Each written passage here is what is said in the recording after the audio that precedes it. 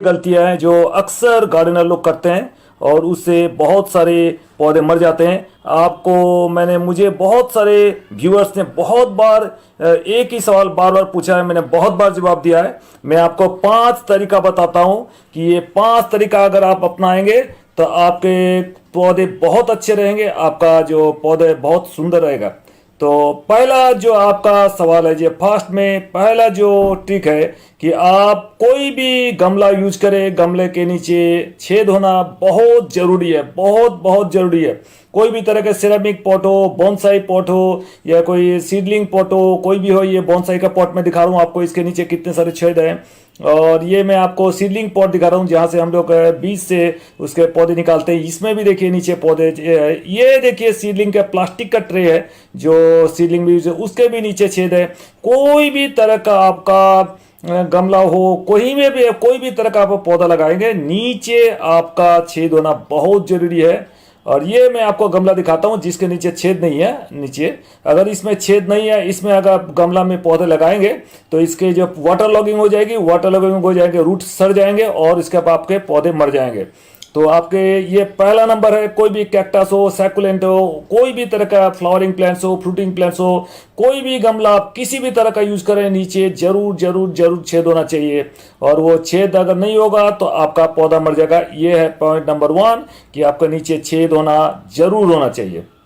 अब मैं आपको बताना जा रहा हूं 2 नंबर जो है टेक्निक। ये है आपका एक सेल, जो भी अंडे का छिलका होता है, इसका यूज आप कभी मत करें। बहुत सारे यूट्यूबर ने आपको बहुत बार रिकमेंड किया है कि आप कैल्शियम के सोर्स के हिसाब से आप अंडे के छिलके यूज करें, लेकिन मैं एकदम पूरा इसका विरोध कर रहा हूं। मैं आपको 100% कहता हूं आप कभी भी अंडे का छिलका यूज करें। इसमें जिलेटिन मटेरियल है, इसमें प्रोटीन है काफी सारे नीचे। अगर आप इसके यूज कर रहे हैं कोई भी पौधे के नीचे तो बहुत सारे इंसेक्ट, बहुत सारे चींटी को आप इनवाइट कर रहे हैं इसमें, और बहुत सारे नुकसानदायक काम आप कर रहे हैं आपके पौधे के लिए। और यह जब नीचे चले जाते हैं तो छोटे छोटे रूट्स है उसको काट देते हैं। तो कैल्शियम के सोर्स के हिसाब से आप कभी अंडे के छिलके यूज नहीं करें। आपको अगर कैल्शियम का सोर्स चाहिए तो आप जो ये बोन डस्ट है, बोन मिल है, इसका यूज कीजिए। इसमें काफी सारे कैल्शियम होते हैं, फास्फोरस होते हैं। या फिर हॉर्न मिल मिलते हैं, ये हॉर्न मिल यूज कीजिए, इसमें काफी सारे कैल्शियम होते हैं, फास्फोरस होते हैं और बहुत अच्छा है पौधे के लिए, बहुत अच्छा सोर्स है फर्टिलाइजर के लिए। लेकिन आप अंडे का छिलका कभी कभी मत यूज कीजिए, नहीं तो आपका पौधा मरने का खतरा रहेगा। आप कभी नहीं करें। और कहीं पर भी आप अंडे का छिलका यूज किए होंगे तो उसको सारे हटा दिए आप वहां से। कभी उसमें अंडे का छिलका का यूज मत कीजिए, इसमें काफी सारे नुकसान आपको पौधे को उठाने पड़ सकता है। तो ये है पॉइंट नंबर 2 कि एक सेल का यूज कभी मत करें। अब मैं आपको दिखाने जा रहा हूं कि तीसरा नंबर पौधा ये है विनीगर का प्रयोग करना पौधे में। ये विनीगर एसिड होता है जो काफी सारे काम में यूज होता है। तो सफेद विनीगर हो, लाल विनीगर हो, कोई भी विनीगर का आप प्रयोग कोई भी पौधे में मत करें। बहुत सारे यूट्यूबर मैं जानता हूं आपको बहुत सारे रिकमेंड करते हैं आपको कि एसिड सॉइल को एसिडिक करने के लिए आपको पानी में विनीगर मिला के पौधे में डालने को कहते हैं। और अगर आप पानी में ये डाल के या विनीगर डायरेक्ट डाल देंगे तो ये एजिलिया का पौधा है या रोज प्लांट है या फिर जारबेरा है जिसमें एसिडिक सॉइल चाहिए, उसको अगर आप एसिडिक करने के लिए कभी मत इसको विनीगर को मत डालिए। विनीगर अगर डालें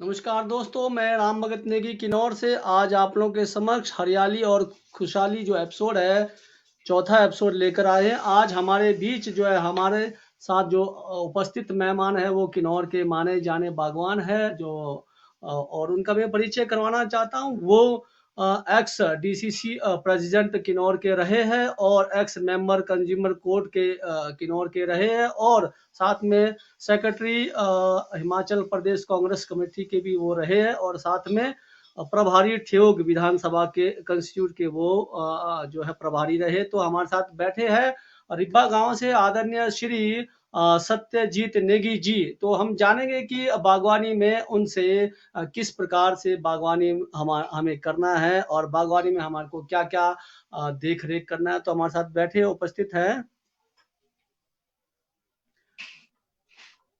नमस्कार सर, आपका पेज में स्वागत है महोदय।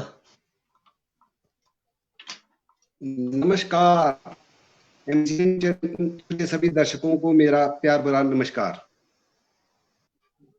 किन्नौर के प्रख्यात कवि रामभगत जी का मैं शुक्रगुजार हूँ कि आपने मुझे इस चीज को महान लोगों में शामिल किया। आपके एमजीएन फेसबुक पेज पर मुझसे अपने चैनल कर पाते हैं। थोड़ा भी क्वेश्चन करेंगे, मैं कोशिश करूंगा जो आप इसका फायदा हमारे को। जी, धन्यवाद महोदय, आपने समय निकाला। हमारे साथ दूसरे अतिथि भी जुड़े, उनको मंच में बुलाते हैं।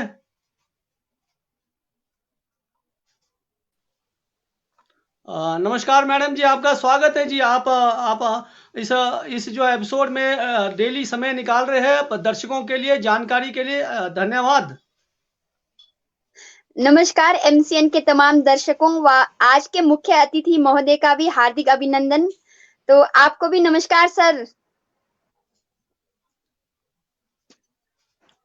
नेगी जी की कुछ तकनीकी दिक्कत आ गई है, तो हम ये बताना चाहते हैं कि जो हमारा हरियाली और खुशहाली का जो एपिसोड है, हम हर मंगलवार को इसमें हमने रखा है।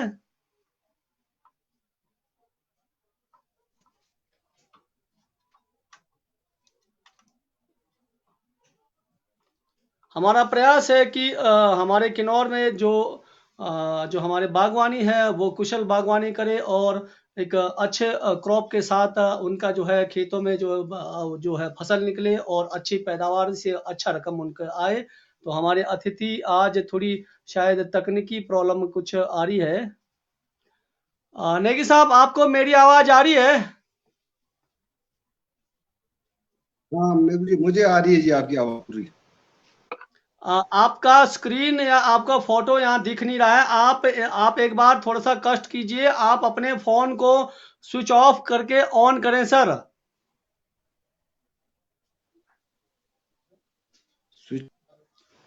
हाँ जी। मैडम जी, आप तब तक आप जो अपना विचार रखें बागवानी के संबंधित। आपने जो आपका विचार है यहाँ पर हमारे लोगों को कुछ कहना चाहेंगे आप?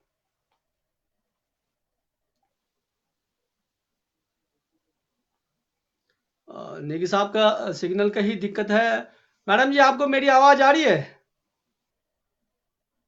हाँ जी बिल्कुल आ रही है।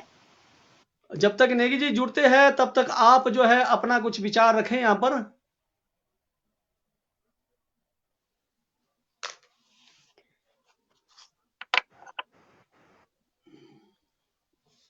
नेगी जी जुड़ रहे हैं, थोड़ा वेट करते हैं। नहीं, थोड़ा वो उनकी दिक्कत आएगी, अभी टाइम लगेगा मुझे लगता है। तब तक यहाँ हमारे दर्शक जुड़ रहे हैं और दर्शक जो है 26 तक पहुंच चुके हैं। चलिए, तब तक हम थोड़ा सा ऐड चलाते हैं। Hello everyone, I am Arpita of Jindal Vidya Mandir School, Sholto. Today I am saying about COVID-19 means coronavirus. You all know that last year 2020 the school were closed.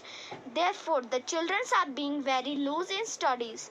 Day after yesterday I have seen 10 or 12 cars of tourists coming from Delhi and other places. The people coming from Delhi etc. places because they know that the virus is not at Kinnaur. I want to say that why the government is allowing to come the tourists in Himachal Pradesh. If the government will not allow them, then there is no COVID-19. So I request. हाँ, आपने जुड़ गया हूँ जी। हाँ हाँ जी, बिल्कुल, आप बेहतरीन जुड़ गए हैं। कभी कभार तकनीकी दिक्कत आती है, पहली बार जुड़ रहे हैं तो आपको शायद दिक्कत आएगी। तो आपका सबसे पहले तो एमसीएन पेज में स्वागत है महोदय जी। धन्यवाद जी, धन्यवाद। आपका जो बागवानी है फिर भी दिक्कत आ गया शायद।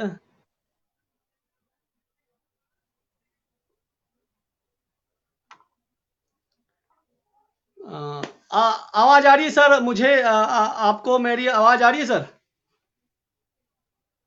हाँ, आपकी आवाज आ रही है मुझे।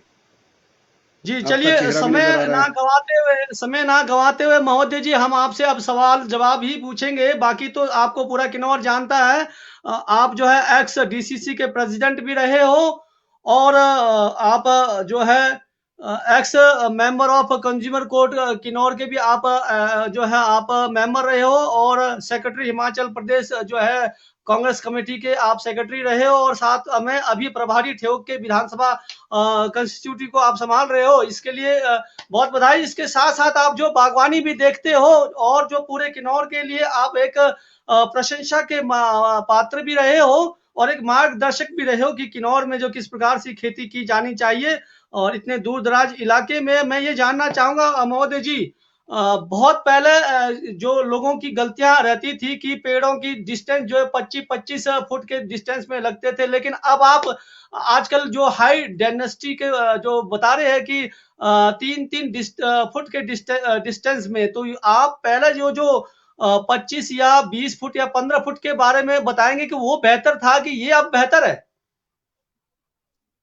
हाँ, मैं किन्नौर व हिमाचल के बागवानों को ये कहना चाहता हूँ कि खास करके किन्नौर में 2005 में जब राजा वीरभद्र सिंह जी मुख्यमंत्री थे, तथा हमारे स्वर्गीय जेपी नेगी जी जो हॉर्टिकल्चर के सेक्रेटरी थे, उनके जी प्रयासों से अमेरिका से काफी सारे पौधे ट्रैवल फंड के माध्यम से किन्नौर में आए।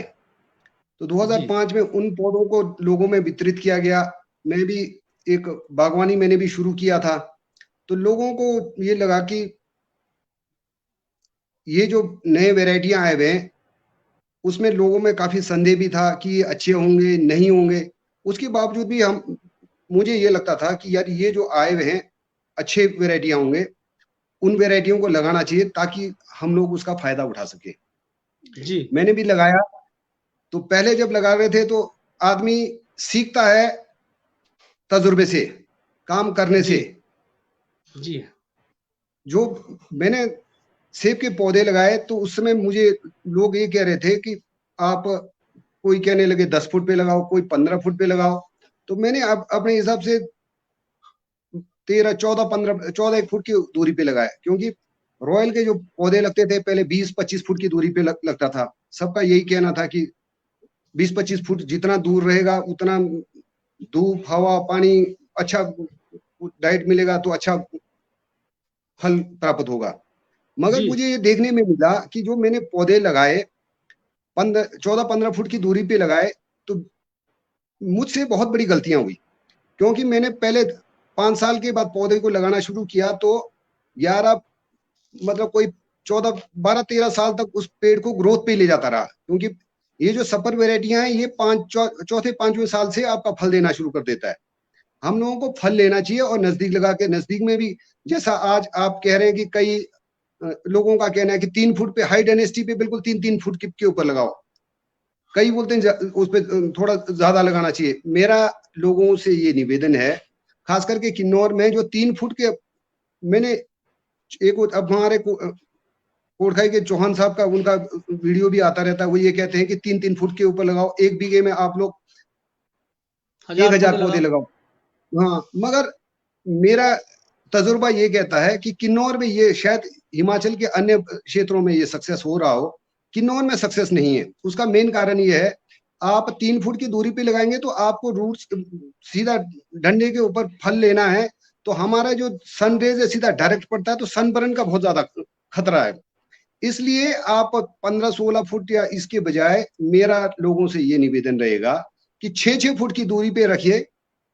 6 फुट की दूरी पे सीधा पौधे को सीधा ऊपर जाने दीजिए, ग्रोथ पूरा ऊपर, क्योंकि हमारे पास लैंड होल्डिंग किन्नौर में बहुत कम है। मैक्सिमम रॉक स्ट्राटा है, जो जितना जो अवेलेबल हमारे पास जो भूमि है उसी पे हम लोगों को काम चलाना है। तो आप 6-6 फुट की दूरी पे लिए और 5वें-6वें साल से आप उसके ऊपर फल लेना शुरू कीजिए। अब जिस तरीके से मैंने जो गलती किया, मैं पहले पौधे को बनाता ही रहा, जो जहां मैंने एक बगीचा लगाया हुआ पुआरी में, वहां पर पहले भान का जंगल था, भान के जंगल को काटा। अब उसमें क्या होना शुरू किया, यदि मैंने 5 साल के बाद फल लेना शुरू किया होता तो आज उस बगीचे से मैं 5-6 करोड़ रुपए पैसे ले चुका होता। मैंने आपको मैं ये बताना चाहूंगा कि मैं पौधे को पहले ग्रोथ पे ले जाता रहा, पहले बनाता रहा। पिछली बार मेरे बगीचे में 1500 पेटी सेब निकला। 1500 जी। पेटी सेब मैंने 30 लाख रुपए में बेचा। क्या बात है। ये इसका मतलब ये है कि आपको क्वांटिटी के ऊपर नहीं, आज के डेट में क्वालिटी के ऊपर जाना है। जो क्वालिटी। अमेरिका से जो सेब के पौधे मंगाए गए थे उसमें भी 10-15 वेराइटियां थे। 10-15 वेराइटियां, सारे के सारे वेराइटियां अच्छे नहीं होते। उसमें से मेरे बगीचे में मैंने लगाया था 10-12-15 वेराइटियां। बाद में मैंने कन्वर्ट करके उसमें 5-6 वेराइटियां, 4-5 वेराइटियां रखा हुआ है। एक स्कारलेट 2 बहुत अच्छा है, ऑर्गन 2 बहुत बढ़िया है, रेड चीफ बहुत बढ़िया है। तो ये वेराइटियां, बाकी जो दूसरे और वेराइटियां थे उनको भी काट करके खत्म करके मैंने इन वेराइटियों में कन्वर्ट किया है। अब मेरे पास जो वेराइटियां हैं सिर्फ यही वेराइटियां हैं, और ये वेराइटियां ऐसा है जो हमारे मध्यम ऊंचाई, लो हाइट से लेकर के हाइट तक के लिए ये बड़े अच्छे सक्सेसफुल हुए हैं। ये जो वेराइटियां हैं, लोगों को अभी तक भी भ्रम है कि सपर का पौधा, सपर का मतलब छोटा सा पौधा थोड़ा सा सेब लगेगा, ये ऐसा नहीं है। सपर का मतलब ये है कि सुपीरियर वेराइटी ऑफ, जो हमारा जो ट्रेडिशनल रॉयल था पहले, उसका जो इम्प्रूव्ड वेराइटी है, उसको इम्प्रूव किया गया है। उसको इम्प्रूव करके जो अमेरिका वाला, यहाँ तो हमारे यहाँ तो अनुसंधान इस तरीके से होता नहीं है। इटली हो गया, अमेरिका हो गया, अमेरिका में बहुत बढ़िया इन लोगों ने जो इम्प्रूव किया, जो वेराइटियां हमारे पास रॉयल का जो 100 सालों से रॉयल का चला हुआ, आज भी हमारे लोग ये बिल्कुल यही कहते हैं कि रॉयल का कोई मुकाबला नहीं है।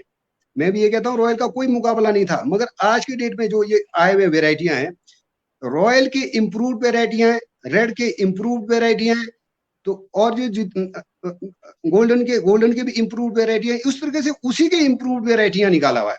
ये जो बहुत अच्छी वेराइटियां हैं, लोगों के उसके ऊपर जाना चाहिए, जिससे हम लोगों को कोई दिखावा या उसके लिए नहीं है, ताकि हम लोग ये कमाई का साधन है, हमारी आजीविका का साधन है।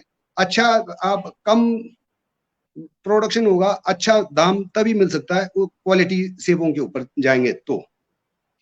जी महोदय जी, जैसे कहा कि आपके पास स्कारलेट 2 है, रेड चीफ है, ऑर्गन चीफ है, तो इसकी जो हाइट, कितने हाइट में अच्छा कहाँ तक हाइट में इसकी गुणवत्ता सही है और कितने लो हाइट तक इसकी गुणवत्ता सही है? ये जो 3 वेराइटियां मैं बता रहा हूँ, स्कारलेट 2, ऑर्गन 2 और रेड चीफ, और एक आपका सुपर चीप और रेड चीप, 4 वेराइटियां, और मेरे पास गोल्डन सपर, ये 5 वेराइटी मैंने रखा है। ये इसमें से आपकी जो सबसे लो हाइट के लिए, जो लो हाइट वाले हैं उनके लिए तो जो आपका चौरा से लेकर के आपके ये नीचे आपका निचार का इलाका हो गया, चौरा का इलाका हो गया, ऊपर टापरी का इलाका हो गया, कुआरी हो गया, किलबा हो गया, इन लोगों को स्कारलेट 2 और ऑर्गन 2 पे जाना चाहिए। और अच्छा जी, ये बहुत बढ़िया वेराइटियां हैं, इसका कोई मुकाबला नहीं है। आज जो लोग भ्रमित हो रहे हैं कि पौधे कई नए वेराइटियां आया हुआ, हैप का आया हुआ, कोई आपने कई वेराइटियां सुना होगा, ये सारे सभी सिर्फ उसके ही इम्प्रूव वेराइटियां, बाकी कुछ नहीं है। ये एक भ्रमित करने वाली बात है। लोगों ने अपना दुकान चलाना है, पौधे बेचना है, नाम बदल कर जो है भ्रमित करने की कोशिश की गई है। एक और सवाल आ रहा है यहाँ पर, किंग रोड किसका ये पार्टी है सर? किंग रोड ये रेड का इम्प्रूव वेराइटी है। रेड का जो वेराइटी है उसका इम्प्रूव वेराइटी है। ये भी जो इम्प्रूव वेराइटियां क्या है, ये अच्छे वेराइटियां, ऐसा नहीं है, बहुत बढ़िया हुआ है। किंग रोड भी अच्छा हुआ है आज के डेट में। जिस तरह से मेरे पास तो ये था कुछ, किंग रोड भी जैसा लो हाइट के लिए किंग रोड भी बहुत अच्छा है, इसके ऊपर भी आप लोग जा सकते हैं जी। और उसके बाद आप यदि जी मीडियम हाइट है आपका और हाइट है आपका, जो सुपर चीप है ये बहुत बढ़िया फल देगा। और ये मैं जो वेराइटियां बता रहा हूं, ये तीनों चारों वेराइटियां जब आपके पास कम फल होगा तो वो सारे के सारे एक ही पेटी में भी लग सकता है। जो मेरे पास पहले मैंने 10, 12, 15 पेटी से शुरू किया था, तो सारे इकट्ठे एक ही पेटी में डाल करके ले जाता था, किसी को कोई जजमेंट नहीं होता था। अब जब वेराइटियां थोड़ा बढ़ रहा है तो मैं अलग, जैसे स्कारलेट का अलग सा बनना शुरू करता हूँ, आपका सुपर चीफ का और ऑर्गन 2 दोनों इकट्ठे एक ही उसमें चल जाता है। तो ये उससे लोगों को फायदा मिलता है कि कुछ जो सेब बच जाता है वो एडजस्ट हो सकता है। जी यहाँ पर जेरोमाइन और गाला ये सफल हो सकता है क्या सांगला जैसे एरिया में? जेरोमाइन आपका ठीक कह रहे हैं, जैसा कुछ ये अपने हाइट और अपने जगह के हिसाब से लगता है। ये आपने बड़ा अच्छा क्वेश्चन किया। जो हमारे जो बागवानी विभाग ने आज तक ये नहीं बताया कि इनको ये अनुसंधान करना चाहिए था कि कहाँ किस हाइट पे कौन सा सक्सेसफुल है। ये जो आज में जो ये वेराइटियां बता रहा हूँ, ये मिडिल लो हाइट से लेके मिडिल हाइट तक, मतलब 7,000, 7,500 के हाइट के लिए बहुत बढ़िया है। और जैसा आपका जेरोमाइन कह रहे हैं, जैसा पूर्वणी में हमारे हॉर्टिकल्चर वालों ने जेरोमाइन का लाया था, तो वो वहां ना ढंग से हमारा कलर आ रहा था, ना फल का साइज आया, तो हम लोगों ने वो तो जेरोमाइन उड़ा दिया, उसको कन्वर्ट कर दिया। अब जैसे ये आपके गाला वेराइटियां हैं, गाला में भी अच्छी हैं वेराइटियां, मगर आज लोग गाला के कई वेराइटियां हैं, गाला के ऊपर जा रहे हैं। हाइट ये आपके संगला वाले हाइट जो बता रहे हैं, उसके लिए तो मैं तो यही सुजेशन दूंगा, क्योंकि लगभग टेस्टेड है। आपका सुपर चीप और ऑर्गन 2 इस पे जाएं तो अच्छा लगेगा। और गाला पे भी जा सकते हैं। गाला पे आपका अभी गाला के वेराइटियां बहुत ज्यादा नहीं है, कम है, इसलिए इसका दाम मिल रहा है। इसका जो शेल लाइफ है गाला का, वो ये जो वेराइटियां इनकी अपेक्षा कम है। अब जो इम्प्रूव वेराइटियां, इनका शेल, ये जो इम्प्रूव किया हुआ है, जो मैं बता रहा हूँ वेराइटियां, इसका शेल लाइफ बहुत ज्यादा बढ़ गया हुआ है इम्प्रूव करने से।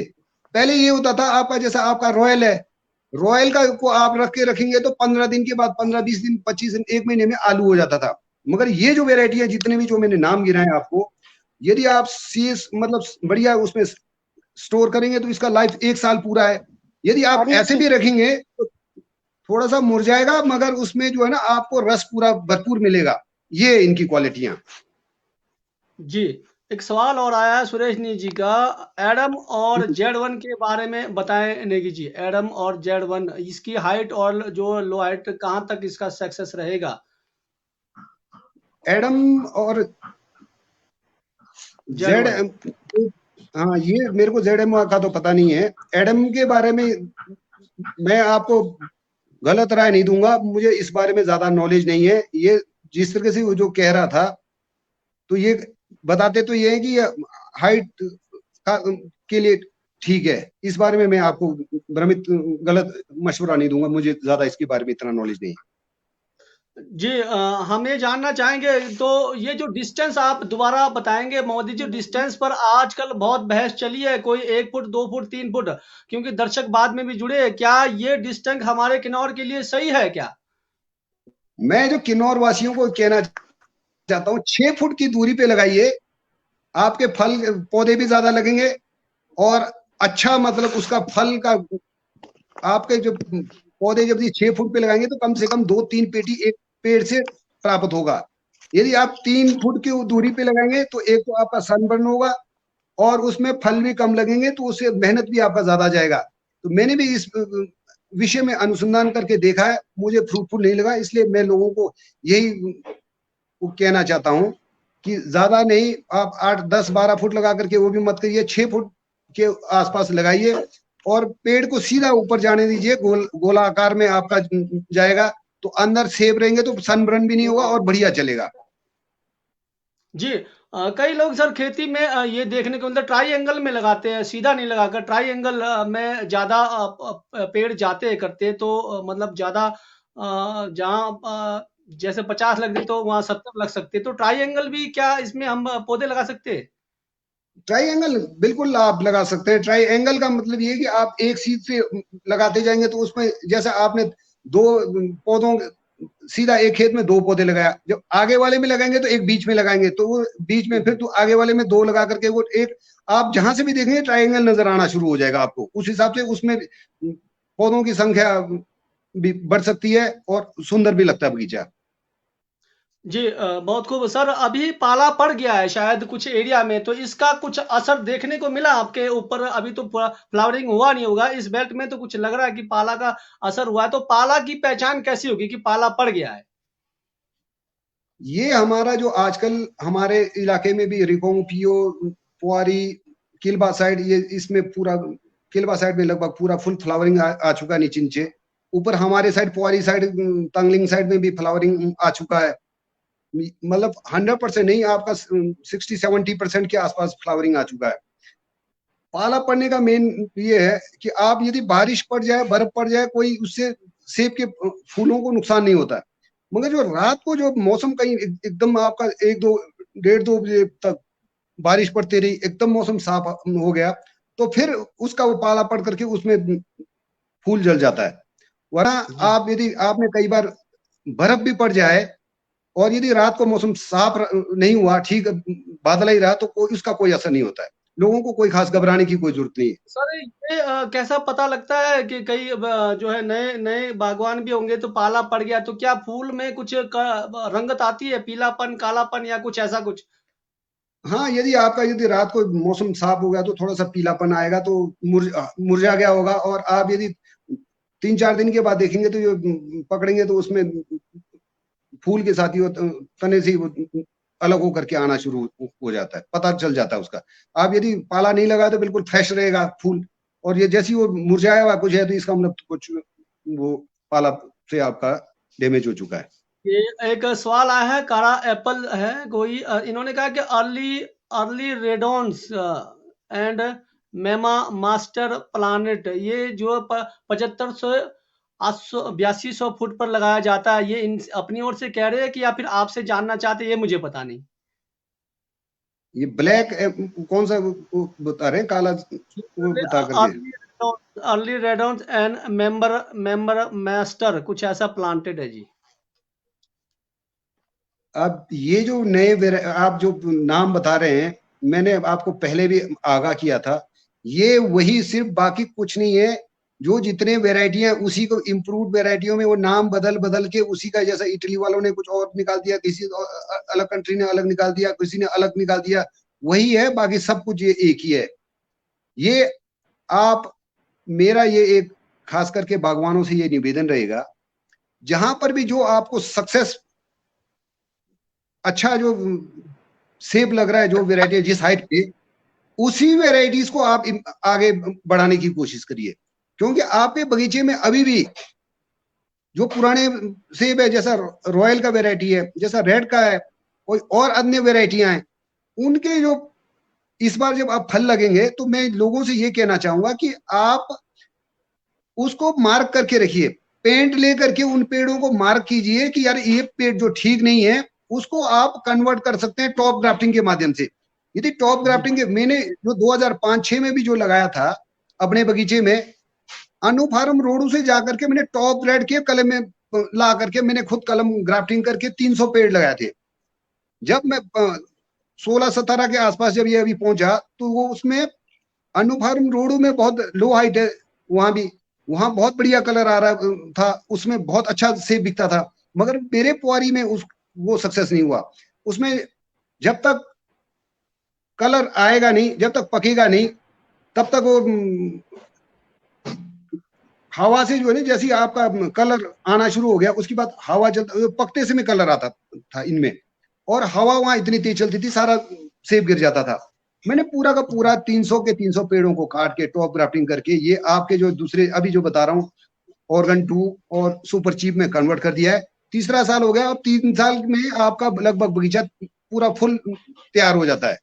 तो लोगों को घबराने की कोई बात नहीं है, मगर उसमें थोड़ा प्रिकॉशन जरूर रखना पड़ता है कि आप जब कलम करेंगे तो उसमें जो शूट्स निकल रहे हैं उनको निकालना पड़ता है, बार बार केयर करना पड़ता है, और हवा से आपका वो टहनियां टूट जाता है, 1-2 साल उसको, 1 आध साल उसको देखना बड़ा, केयर करना बड़ा जरूरी है। जी मैं एक सवाल पूछता हूँ, उसके बाद मैडम जी आपसे सवाल करेंगे। एक सवाल है कि 10,000 के हाइट पर कौन सी वैरायटी लगाएं?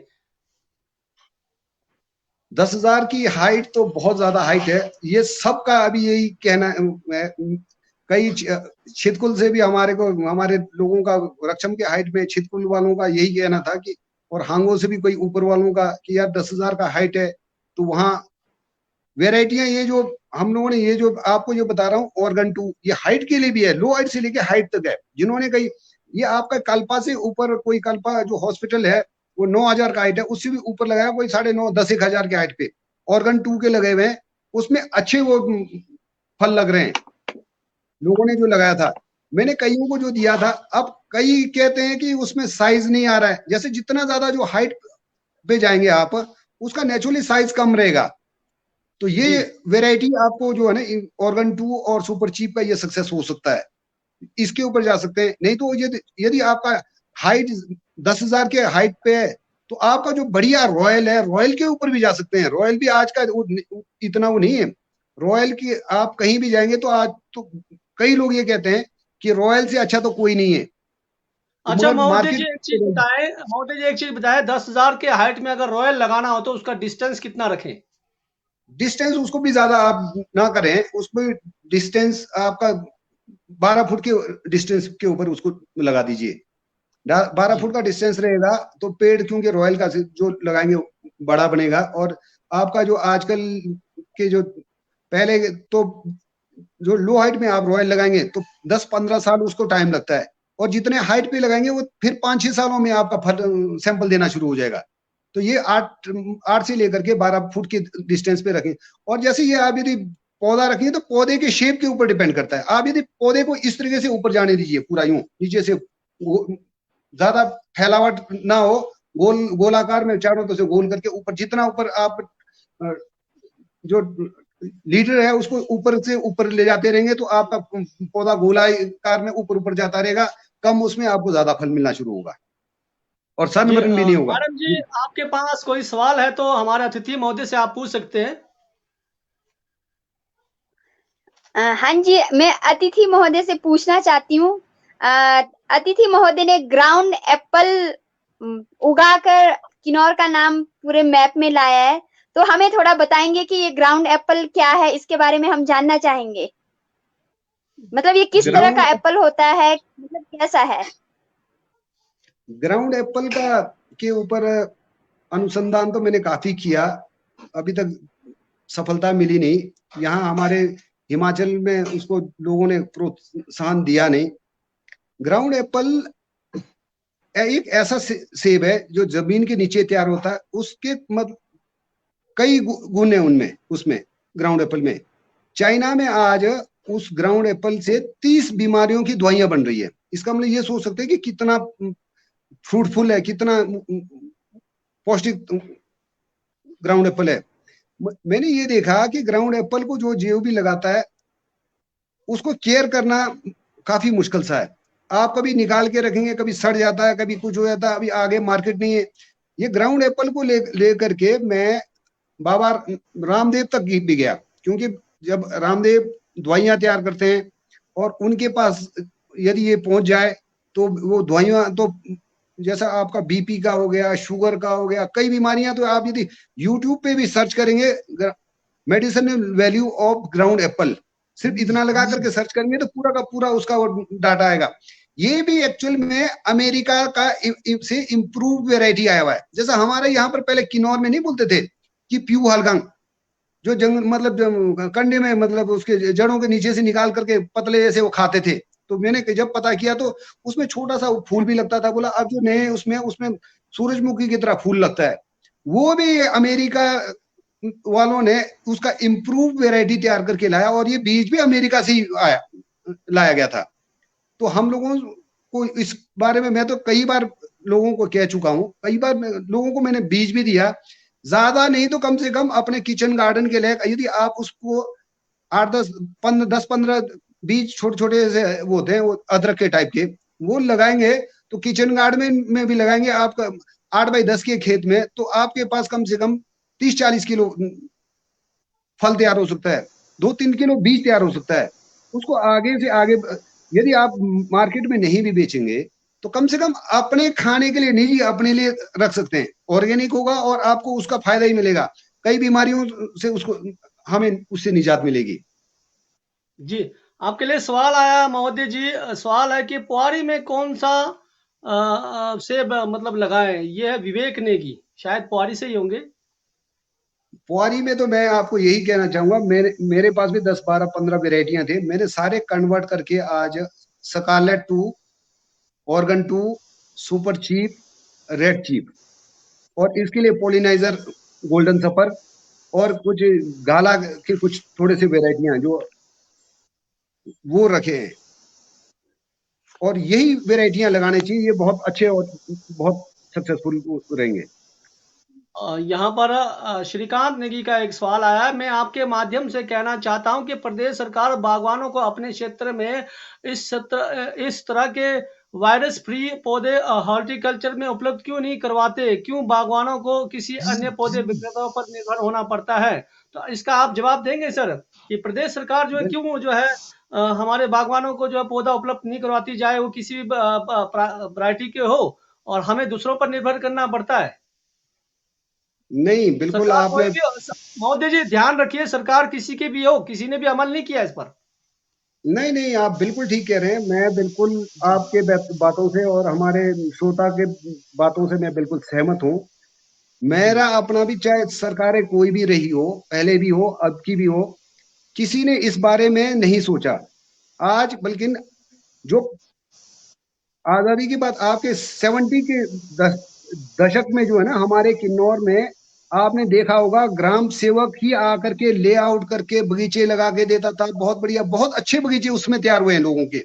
उसके बाद आप देखो कि मतलब कोई हॉर्टिकल्चर हमारा इतना बड़ा विभाग है, उसमें कोई कौन से हाइट पे कौन सा पौधा लगाना चाहिए, कहाँ पर कौन सा पौधा सक्सेसफुल रहेगा, कौन सा वेराइटी लगाना चाहिए, ये बताते नहीं है।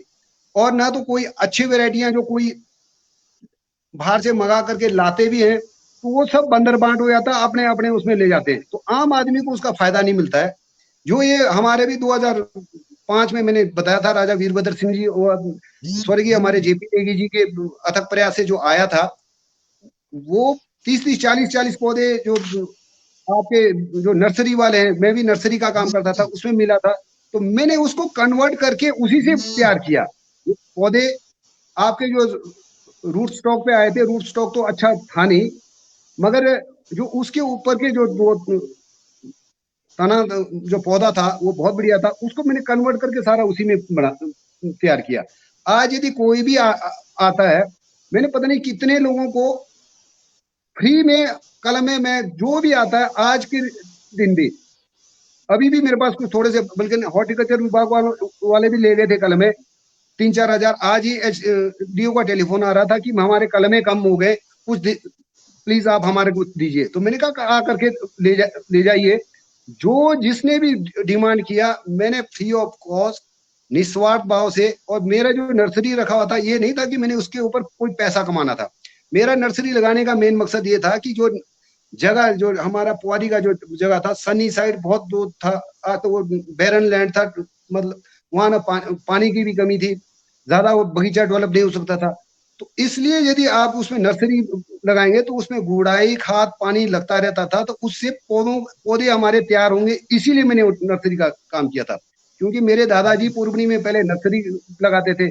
पूरे किन्नौर में मैं आज ये कहना चाहूंगा, कम से कम 70% पौधे उन्होंने 70s के आसपास से देना शुरू किया था। तो आज जो किन्नौर में जो सेब के पौधे हैं, मैक्सिमम वहां से गए हैं। तो वो मैंने सीख रखा था कि उनके साथ रह करके कि किस तरीके से नर्सरी तैयार कर सकते हैं, किस तरीके से कलम लगाते हैं, किस तरीके से उसका रख रखाव कर सकते हैं, कितने कैसा स्प्रे करना चाहिए, तो उसका फायदा। और ये नहीं कि मैंने सिर्फ पैसे कमाने के लिए, कई लोगों को तो मैंने, जैसे ये वेराइटियां थे, कोई भी आते थे तो 3-3 4-4 5-5 पौधा फ्री में दिया। मैंने कहा ये आप ले जाओ, इन वेराइटियों को डेवलप करो और कल आपको काम आएंगे ये वेराइटियां। तो आप जितना इसको लगाएंगे, तो मैं यही चाहता हूं कि अच्छा क्वालिटी एप्पल तैयार लोग हमारे करें और अच्छा पैसा कमाएं। क्योंकि आज आपने देखा होगा, रोजगार पूरा खत्म हो चुका है, कहीं भी रोजगार, हमारे नौजवान लोग बेरोजगार हो गए हैं। मैंने भी वही सोच करके, मैं भी यदि नौकरी में चले गया होता तो शायद पता नहीं नौकरी में ही रहता। तो मेरे पहले से ये था कि मैं बागवानी के क्षेत्र में, क्योंकि मुझे कुछ पहले से एक्सपीरियंस है, तो इसी में आगे बढ़ूंगा। तो उसमें मैंने बढ़ करके देखा तो फायदा हुआ है। तो हमारे नौजवान लोग भी आज, जिनके पास लैंड होल्डिंग 5-5 10-10 15-15 बीघा है, तो रोजगार ढूंढने के बजाय, नौकरियों के पीछे भागने के बजाय अपना रोजगार ये शुरू कर सकते हैं और इससे जो अच्छी वैरायटियां लगा के फायदा और मुनाफा कमा सकते हैं। क्योंकि आपने देखा होगा लोग ये कहते हैं कि नौकरी तो बाप की भी पूरी होती है, तो इसलिए अपने सेल्फ उसकी तरफ लोग बढ़े, ताकि रोजगार, बेरोजगार होकर के लोग परेशान, नौजवान हमारे बहुत परेशान होते हैं, उनको मैं यही कहना चाहता हूं कि आप इस तरफ अपना ध्यान डाइवर्ट करें और इस ओर जाना शुरू करें, तो आप अच्छे सक्सेसफुल बागवान बन सकते हैं। जी मेरा मैडम जी, एक सवाल है। हाँ जी, आप आम बागवान को क्या बताना चाहेंगे? जो हाई डेंसिटी फार्मिंग है वो क्या सीडलिंग पे करना चाहिए या रूट स्टॉक पे? मतलब हमारे एरिया के, हमारे हाइट के हिसाब से। मेरा तो यही कहना है कि आप सीडलिंग के ऊपर जाएं। जो आपका रूट स्टॉक है, रूट स्टॉक के ऊपर आप, रूट स्टॉक का लाइफ आपका 10, 12, 15, मैक्सिमम 20 साल, और ये आप रूट सीडलिंग के ऊपर जाएंगे तो इसका आज टेस्टेड है। जो हमारे दादाजी उन्होंने लगाया था 1960 में, आज वो पेड़ भी 8, 10, 15 पेटी से दे रहे हैं, मजबूत और बड़े बनेंगे। आप जो नए वेराइटियों को उसके ऊपर लगाएंगे तो आपको चौथे 5वें साल के बाद फल लेना शुरू करेंगे। पहले पहले तो ये होता था लो हाइट में 15, 20 साल आप पौधे को पाल पाल के परेशान हो जाते थे। अब खर्चे बहुत बढ़ गए हैं, स्प्रे कितना, मगर आप ये जो इनके ऊपर आप जो ये नए वेराइटी हैं, आप यदि चाहे तो तीसरे साल में भी फल लेना शुरू कर सकते हैं। आप जब ये जो नए वेराइटी हैं, जिस साल एक साल आपने अब जब फल लेना है तो कटिंग आप बंद कर दीजिए, अगले साल आपका बीमा तैयार होगा, उससे अगले साल आपका फल लगना शुरू हो जाएगा। मगर मैं ये कहता हूं कि 5 साल तक ऐसा नहीं कि टमाटर की तरह बिल्कुल पौधा ही छोटा रह जाए, सीधा आप लगाना शुरू कर दे। 5 साल तक उसको बड़ा करें, 5वें चौथे साल के बाद आप उसको कटिंग छोड़ देंगे 1-2 साल, तो आपका, मैं ये भी बताना चाहता हूं, जैसे ये आपका पौधा ये सेब का इस तरीके से ऊपर जाएगा, एक टहनी को 1 साल काटना है, एक खड़ा रखना है, एक टहनी को काटना है, जिसको काटेंगे वो ग्रोथ पे जाएगा, जिसको छोड़ेंगे उसमें बीमा तैयार होगा। जी धन्यवाद। जैसे हाई डेंसिटी फार्मिंग करते हैं, हाँ जी, मेरा एक सवाल है। हाई डेंसिटी फार्मिंग करते हैं तो 2 तरह से वो करते हैं। एक तो जैसे ब्रांचेस लॉन्ग रखते हैं, सपोर्ट देते हैं इस तरह से, और कुछ हमने जैसे यूट्यूब में देखते हैं कि मतलब ब्रांचेस ज्यादा लॉन्ग नहीं रखते हैं, मतलब छोटे छोटे ब्रांचेस होते हैं, तो इस तरह से फल लेते हैं। तो वो कौन सा ज्यादा मतलब अच्छा वो देगा, फल देगा और पैदावार भी अच्छी होगी? किस तरह से प्रूनिंग हो तो पैदावार अच्छी होगी? जो छोटे आप जो कह रहे हैं, एक लंबे ब्रांच रखे, एक छोटे ब्रांच वाले, छोटे ब्रांच वाले जैसे ये आपका ये ऊपर जा रहा है, इसके ऊपर छोटे छोटे से निकलेंगे तो वहीं पर ही लगेगा, तो इससे हमारा किन्नौर में सीधा डायरेक्ट सनरेज पड़ता है, तो ये सनबर्न का बहुत ज्यादा खतरा है। तो आपको लॉन्ग ब्रांचेस रख करके सीधा ब्रांचेस को भी आपने फैलाना नहीं है, सीधा ऊपर को लगाना है। यूं जितना आप कटिंग करते हुए ऊपर लगाएंगे इस तरीके से रहेगा, शेप पौधा का जो शेप है गोलाकार में ऊपर जाना चाहिए। उससे क्या होगा, आपका धूप से बचा रहेगा, अंदर फल अंदर रहेगा और बढ़िया फल, ज्यादा भी फल लगेगा और फल भी अच्छा रहेगा। जी और एक भी सवाल है मेरा, क्योंकि टाइम बहुत कम बचा है। जैसे आजकल अब फ्लावरिंग है एप्पल में, तो एप्पल मतलब ऑर्चर्ड में पॉलिनेटर्स जो प्लांट डालते हैं वो अलग अलग वैरायटी के लिए कौन कौन से पॉलिनेटर्स थोड़े अच्छे हैं वो सजेस्ट करेंगे? जैसे नए वैरायटीज हैं, गाला है, उनके लिए कौन सा पॉलिनेटर अच्छा है? और मतलब हमारे रॉयल पुराने हैं उनके लिए किस तरह का पॉलिनेटर होना चाहिए? जो आपका पुराना रॉयल है उसके तो लिए तो red golden the best. Red golden में आपने पूरा पौधा नहीं लगाना है, पूरा पौधे को लगाएंगे तो वो तो पूरा रेड गोल्डन पूरा का पूरा बहुत बड़ा पेड़ बनेगा। अब ये जो नए तकनीक आए हुए हैं, आप एक पौधे में 2 ब्रांच में लगा सकते हैं, दो टहनियों में लगाना, आपने कलम करना है उसको, और वो भी यदि रेड गोल्डन लगाएंगे तो पूरा का पूरा टहनी इतना बढ़ेगा, वो सारा का सारा ताकत उधर कोई खींचेगा। उसको भी बीच में पहले प्रूनिंग वालों को बोल के रखना है कि जो इसका पॉलिनेटर लगाया हुआ है इसको थोड़ा छोटा करके कम मतलब ज्यादा काटते हुए कम बना के रखना है। दूसरा, आपके जो नए वेराइटियां आए हुए हैं सपर वेराइटियों के, जैसा आप सुपर चीप हो गया, ये आपका ऑर्गन 2 हो गया, ये लगभग कुछ तो सेल्फ पॉलिनेटर होते ही हैं, इनको बहुत ज्यादा पॉलिनेशन की जरूरत नहीं है। और इसके अलावा आप गोल्डन सपर का पोलिनेशन के लिए गोल्डन सफर यूज कर सकते हैं। और जो गाला वेराइटी है ये भी सेल्फ पोलिनेट है और दूसरे को भी पोलिनेट करता है। जो गाला की अच्छी वेराइटी है आपके पास, वो भी उसको भी लगा सकते हैं आप। इसी से और एक सवाल है, जैसे ग्रेनी स्मिथ को एज ए पॉलिनेटर लगाएं या ग्रेनी स्मिथ का मार्केट भी अच्छा है, मतलब आप किस तरह से देखते हैं जो ग्रेनी स्मिथ को? ग्रेनी स्मिथ आज के डेट पे ग्रेनी स्मिथ वही है जो हमारा पहले रसपीपन बोलते थे, वो ग्रेनी स्मिथ है।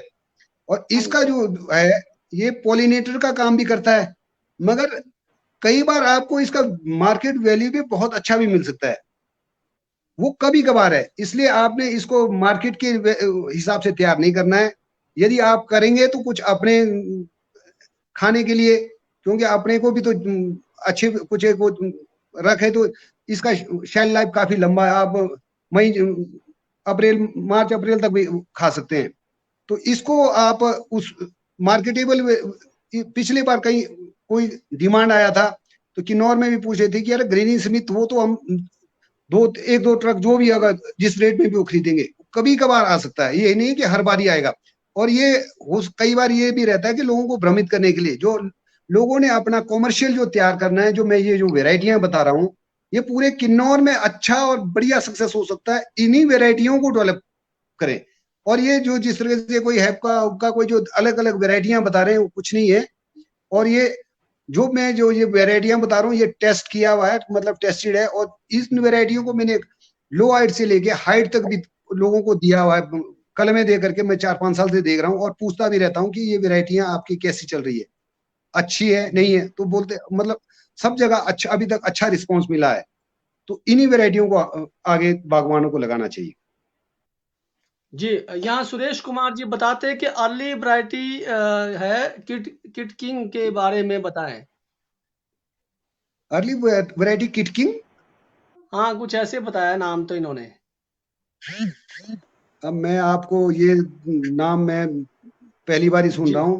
तो ये जी मैं यही ये कहना चाहता हूँ कि ये सिर्फ नाम बदल करके वेराइटियों का वही माया जाल है, इसमें ज्यादा ना फंसे। आपको जो बताया जा रहा है लगभग आपने कॉमर्शियली तैयार करना है, तो जी इन्हीं वेराइटियों पे आप आगे जाएं। क्योंकि इन वेराइटियों में अब जो इम्प्रूव किया हुआ है, शेल लाइफ बढ़िया है, अच्छा से स्टोर हो सकता है। यदि कहीं बाई चांस आपका मार्केट ठीक नहीं हो तो आप इसको स्टोर करके दोबारा बाद में भी बेच सकते हैं। और जितना जल्दी आप ये जो सुपर वेराइटियां जल्दी निकलेगा तो मार्केट उसमें जल्दी में अच्छा रहता है, तो आप अच्छा पैसा कमा सकते हैं। जी, यहाँ पर बेहतरीन सवाल है और ये पूरे किन्नौर के लिए है, पूरे हमारे बागवानों के लिए, सबके लिए। और ये कहते हैं रेबल बाबा जी, सर हम किन्नौर के ग्रोवर के लोगों को अपने एप्पल को ऑन सीजन में कोल्ड स्टोर करके ऑफ सीजन में मार्केट में उतार सकते हैं इन फ्यूचर? क्योंकि सर देखते होंगे कि आजकल जो हमारा सेब 500 600 700 800 में बिक रहा है, कंपनियां फायदा ले रही है। हमारे से तो 100 रुपए या 50-60 रुपए किलो ले लेती उस समय तो ना। तो कहते कि क्या फ्यूचर में हम अपने सेब को कोल्ड स्टोर में रख सकते हैं? कोई ऐसा प्रावधान जो है सरकार कर सकती है बिल्कुल कोल्ड कर स्टोर की? सकती है। नियत हो, सरकारों में नियत हो तो सब कुछ हो सकता है। ये बहुत अच्छा सवाल है। मैं तो पहले भी 1-2 बार ये क्वेश्चन उठा चुका हूँ। 3 ब्लॉकों में हमारे 3 कम से कम सीए स्टोर होने चाहिए, बहुत अच्छे और बड़े। 3 यदि सीए स्टोर होंगे, आपने देखा होगा जब शिमला का सेब बिकता है तो 3-3 4-4 हजार रुपए पेटी सेब बिकता है। और जैसे किन्नौर का सेब आना शुरू होता है तो 1500 रुपए कर दिया जाता है। इसके पीछे जी पूरा ये जितने भी जो आपके लदानी आड़तियों का एक माया जाल है, इनका इन्होंने भ्रमित किया हुआ है। क्यों? किन्नौर का सेब स्टोर हो सकता है, ये आड़ती और लदानी आपस में मिल करके हमारे सेब को ये लोग स्टोर कर देते हैं। जिन्होंने इन्होंने जो हमारा 1600 1700 2000 रुपए का सेब खरीद करके जो आड़ती और ने खुद स्टोर किया है, एक एक आड़ती ने, मैं आपको ये दावे के साथ बता सकता हूँ, 40 50 हजार पेटी सेब स्टोर करके रखा है।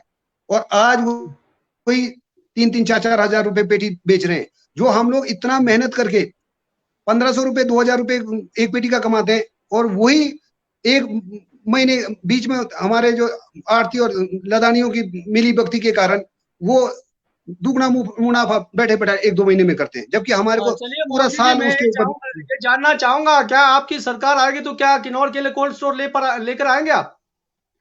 बिल्कुल, मैं ये पीछे से पहले से ही वो लगा हूं। मैं पूरी कोशिश करूंगा कि कम से कम 3 सीए स्टोर हर ब्लॉक में हो। यदि सीए स्टोर आपका बनेगा तो हम लोग जब मार्केट में रेट कम होगा तो अपने स्टोरों में वहीं पर ही डाल सकते हैं। इससे डबल फायदा हुआ। क्या फायदा हुआ? एक तो जो रनिंग में मार्केट आपका स्टेबल रहेगा, लोगों को ये आगे लदानी और आड़तियों को ये रहेगा कि यदि हम लोगों ने अच्छा दाम नहीं दिया तो ये अपने स्टोर में सेफ स्टोर कर देंगे। और इसलिए आना पड़ेगा। जो कई बेचारे जो थोड़े 100 पेटी 50 पेटी 200 पेटी वाले कम सेब वाले, वो अपना मार्केट में रनिंग मार्केट में बेच सकते हैं और अच्छा दाम कमा सकते हैं। ये हमें जी अवश्य करना पड़ेगा और मैं पूरा जी विश्वास जी। दिलाता हूं, मैं इसके लिए लड़ाई लड़ूंगा। चलिए सर, हम भी आपके साथ हैं। आपके लिए यहाँ पर एक और आया है नेगी हुरुम जी का। भाभा वैली में कौन सा हम वैरायटी के सेब लगाएं? अर्ली वैरायटी के चाह रहे होंगे शायद, तो लिखा तो नहीं है, लेकिन आजकल अर्ली ही जानेंगे लोग। तो कौन सा सेब लगाएं हाँ भाभा वैली बिल्कुल। में सर? अर्ली अर्ली का मतलब यही है कि जो ये वेराइटियां वही है, इम्प्रूव्ड वेराइटियां हैं, अच्छी वेराइटियां। जो रॉयल का हो गया चाहे रेड का होगा, ये इम्प्रूव्ड वेराइटियां हैं। बाबा वैली में मेरे मामे हैं, वहां पर हुरुम वाले सारे मेरे मामे हैं। तो मैं तो पहले भी दे चुका हूँ इनको, कई बार बेच चुका हूँ कि यार ये वेराइटियां हैं, आप लोग इनको टॉप ग्राफ्टिंग करो और इसको वो करो। काफी लोगों ने किया हुआ है। यदि और जो बच गए हैं तो ये भी आप लोगों को ये इसके लिए अरे परे भटकने की जरूरत नहीं है। कल में मैं फ्री ऑफ कॉस्ट सबको ला करके, इवन कईयों को तो मैं पहुंचा पहुंचा के भी देता हूँ। जैसा कहीं आपके निचार में जी जी, साइड में मैंने हो गया मैंने भी आपसे बाबा, फ्री में लिया है सर। आपने मुझे फ्री में दिया था। मैंने ही आपसे नहीं नहीं फ्री में चलो, लिए आप और तो सक्सेस हमारे हुए हैं। इतने, चल रहा है, अच्छा चल रहा है, सक्सेस है सुपर चीप के और स्कारलेट 2 के सर। चलो ये बहुत अच्छी अच्छी बात है। ये जी वेराइटियां लगाए और मैं तो ये इसलिए भी देता हूं कि 5 बड़े पेड़ों में टॉप ग्राफ्टिंग करे। आगे आपको उसी के ऊपर, यदि आपका सक्सेस हो गया, यदि बढ़िया लग रहा है, तो आप उसी में से कलमें निकाल के अपने आगे का बगीचा आप तैयार कर सकते हैं। किसी के ऊपर निर्भर रहने की आवश्यकता नहीं है। इसीलिए मेरा ये मोटिव है, तो उस इसलिए मैं ये करता हूँ। अच्छा, ये जो हम मेरा खाद के बारे में मैडम जी एक सवाल पूछूंगा। हाँ खाद जी। के बारे में तकरीबन ये आता, क्या हम गोबर के साथ कुछ हम न्यूट्रिशन मिला सकते हैं? गोबर के साथ अलग नहीं सर, गोबर के साथ ही।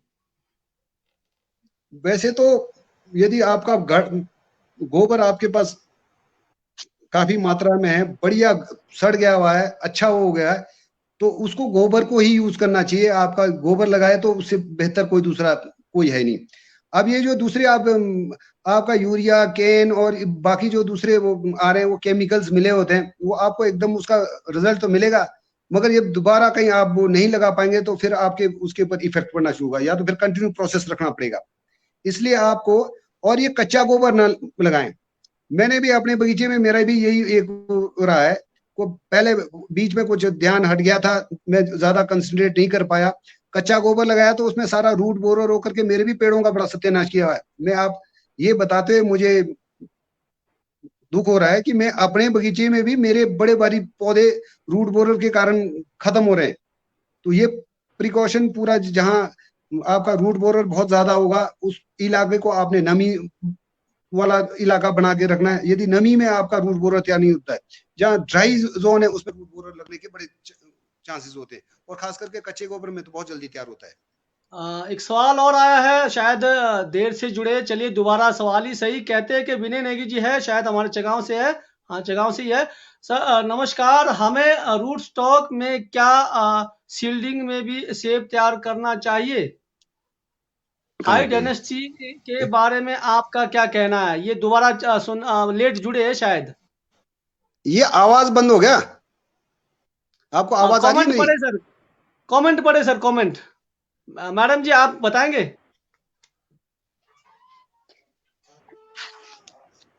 हाई डेंसिटी तो सीडलिंग शायद हमारे एरिया के हिसाब से ज्यादा प्रेफर करना चाहिए, सीडलिंग पे काम करना चाहिए।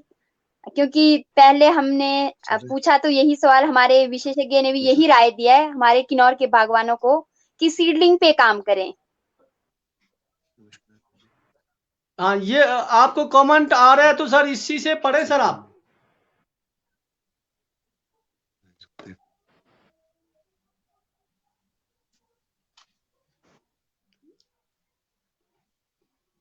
कमेंट ही पढ़े सर, कमेंट ही पढ़े। हमने आपको कमेंट दिया है, आपको अगर कमेंट के पढ़ा ही जा रहा तो स्क्रीन पर उसी का जवाब दें आप। मुझे आपकी आवाज नहीं आ रही है, क्या क्वेश्चन मुझसे कर रहे हैं?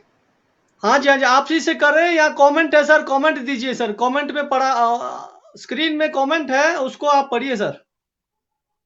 ग्रीन में कमेंट में तो हाँ, आए नहीं। स्क्रीन में कमेंट है सर, यहाँ पर सर विनय नेगी का।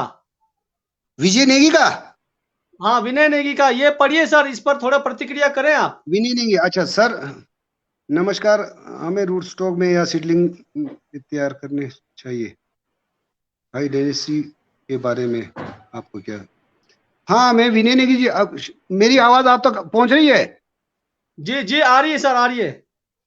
हाँ, मैं विनय नेगी जी से ये कहना चाहता हूँ कि जो ये आपका रूट स्टॉक और सीडलिंग में ये अभी उसमें है, मेरा यही कहना है कि रूट स्टॉक के बजाय आप सीडलिंग के ऊपर जाएं,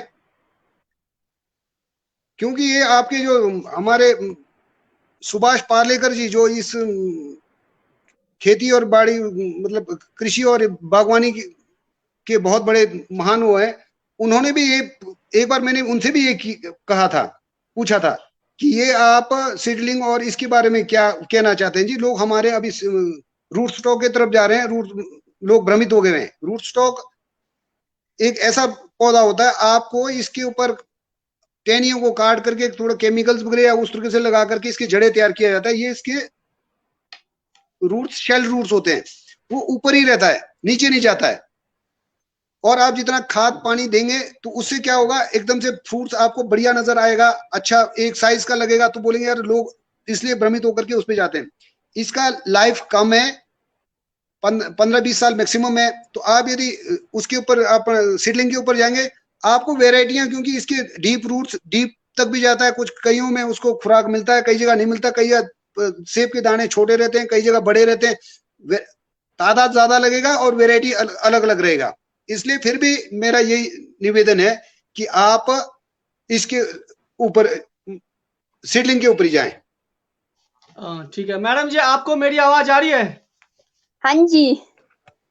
अगर अतिथि महोदय को आपकी आवाज जा रही है तो ये सवाल करें आप, विनोद नेगी मेरा का। अतिथि महोदय का अतिथि महोदय से एक सवाल है। जो सेब की मुख्य बीमारियां हैं, जैसे माइट है, स्केल है, वूली एफिड है, आप इन बीमारियों से कैसे निजात पाते हैं? मतलब कैसे मैनेज करते हैं बगीचे में ये बीमारियां ना लगे? हाँ, आपने बिल्कुल सही कहा, ये बीमारियां आती रहती है। हुलिया फीड का आपका जैसे ही आपके बगीचे में पता लग गया कि हुलिया फीड आ गया हुआ है, तो जैसे रुई के वो धब्बे से लगना शुरू हो गया, तो उसी समय आपको प्रिकॉशन के तौर पे जब आप बीच बीच में अपने बगीचे में चक्कर लगाते रहे, तभी जैसे ही पता लग गया कि अब कुछ थोड़ा थोड़ा शुरू हो रहा है, इसका मतलब फैलेगा, उसको रोकना है। इसी तरीके से माइट का भी यही है, आप बिल्कुल ठीक कह रहे हैं। माइट में पहले वैसे आपको थोड़ा सा पहले ही पता चल जाता है कि हल्का सा आपका कुछ भूरा भूरा जैसा वो दिखना शुरू हो जाता है, पत्तों के ऊपर आपके वो नजर आना शुरू हो जाएगा, थोड़े पत्ते पहले थोड़ा थोड़ा होना, उसी समय आपको वो करना है। क्योंकि मैं हिमाचल का स्प्रे शेड्यूल कमेटी का भी सदस्य हूँ। स्प्रे शेड्यूल में तो हमारे 15-20 किस्म के दवाइयों का हुआ है। यदि आप 15-20 किस्म के जो शेड्यूल के हिसाब से पूरे वो दवाइयों का वो लेकर के वो करना शुरू कर देंगे, तो हम लोग पैसा तो जो कमाएंगे वो सारा इसी में खर्च कर देंगे, खत्म कर देंगे। मगर वो देख करके जो बीमारियां, यदि आपका बहुत ज्यादा गर्मी पड़ गया तो उसमें कुछ उस तरीके की बीमारियां लग सकता है। यदि बारिश ज्यादा हो गया तो उसमें ऐसी बीमारियां तैयार होगी।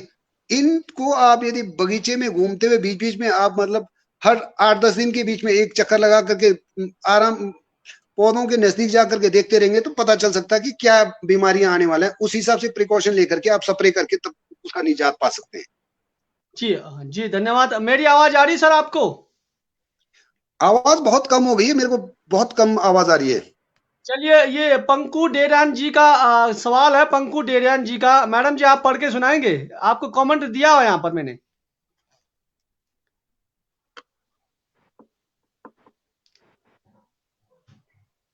मैडम जी आप अतिथि महोदय को पढ़कर सुनाएंगे? शायद मेरी आवाज कम जा रही है।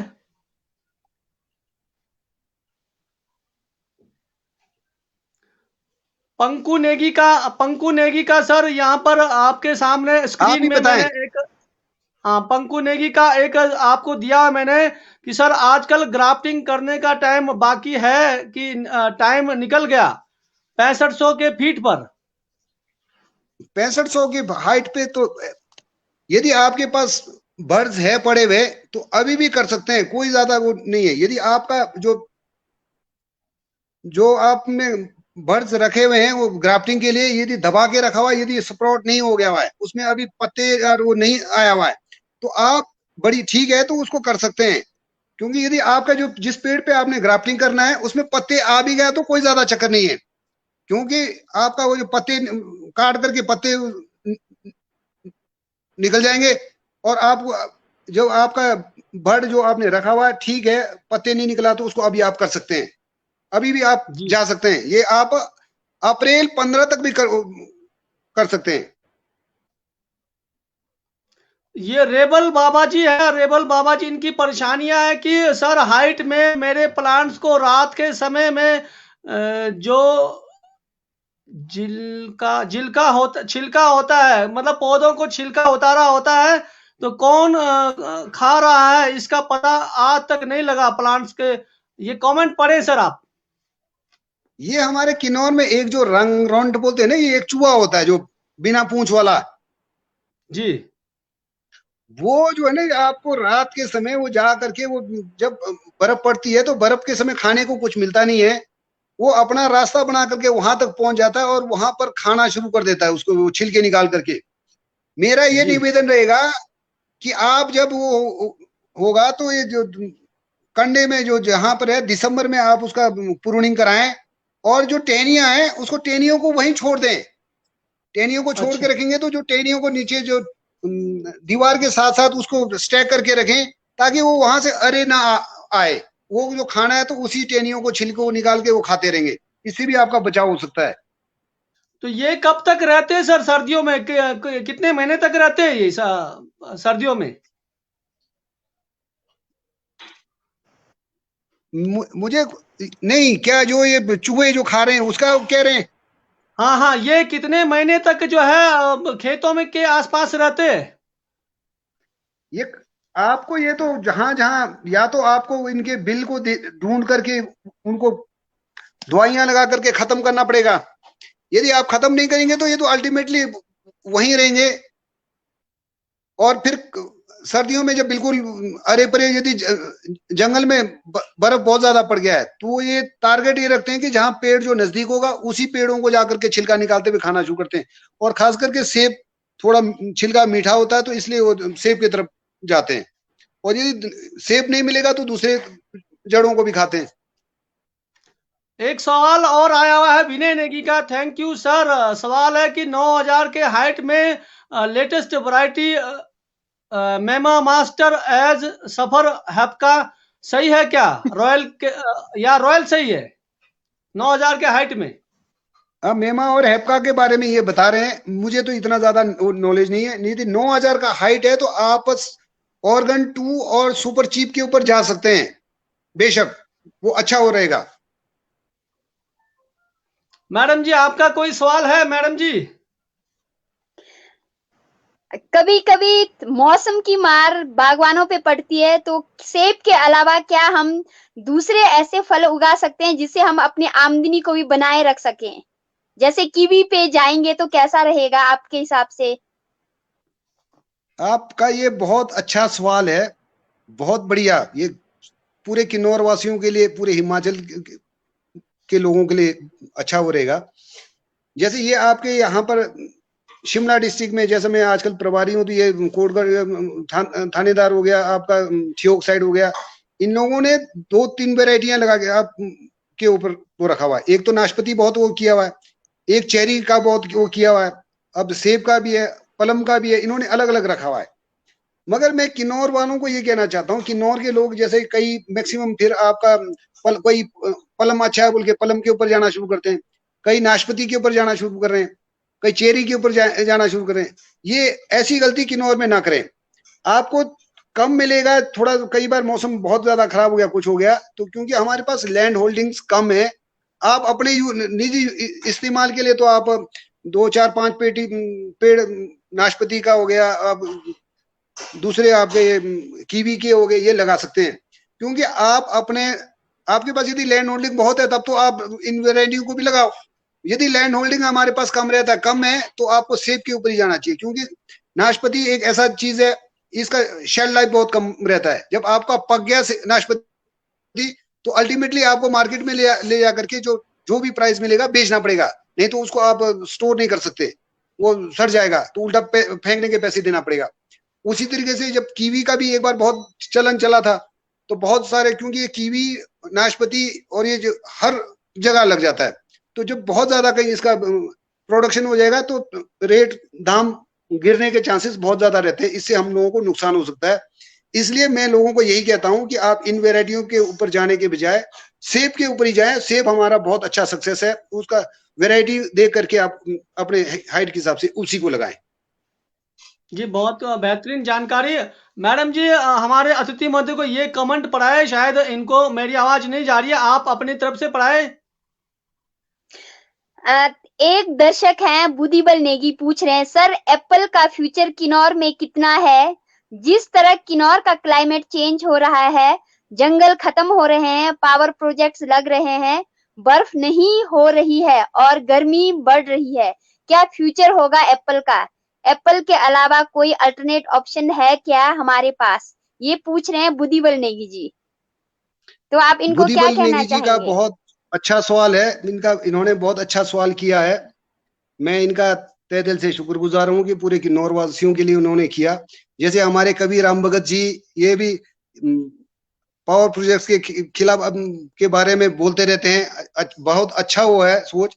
हमारा किन्नौर पूरा का पूरा पावर प्रोजेक्ट्स की वजह से जर्जर हो चुका है। पहले मैं भी इस पावर प्रोजेक्ट्स के विरोध में बहुत लड़ाइयां मैं लड़ता रहा। आपका करछम वांगतू वाला प्रोजेक्ट के लिए हम लोगों ने बड़ी बारी अपने काफी समय उसमें जाया किया, मगर अल्टीमेटली देखने में ये मिलता है कि हम लोग संघर्ष करते रहते हैं और संघर्ष करते बीच में कुछ, जैसा हमारे कवि रामगढ़ जी ने लिखा था, कुछ बीच में ठेकेदार, कुछ फायदा उठाने वाले लोग फायदा उठा जाते हैं और जो आम गरीब आदमी है वहीं का वहीं रह जाता है। और आपने जो ये लिखा था जंगली ठोपन पौरी वाला जो प्रोजेक्ट के बारे में, जो इस प्रोजेक्ट को जो रोक के रखा हुआ था, उसका सबसे बड़ा कारण मैं रहा हूं। ये आपका 2003-4 के आसपास जो ये इसका काम शुरू करने के लिए गवर्नमेंट काफी लगी हुई थी। हिमाचल बिजली बोर्ड वाले इन्वेस्टिगेशन कर रहे थे, पुआरी के पास इन्होंने टनल वगैरह खोदा था, तो मैं इकट्ठे करके अपने गांव पुरबनी के लोगों को ले जा करके हम लोगों ने पूरा टनल ही चिनवा दिया था। तो फिर हम लोगों ने बड़े डिमांड्स वो करके रखे थे।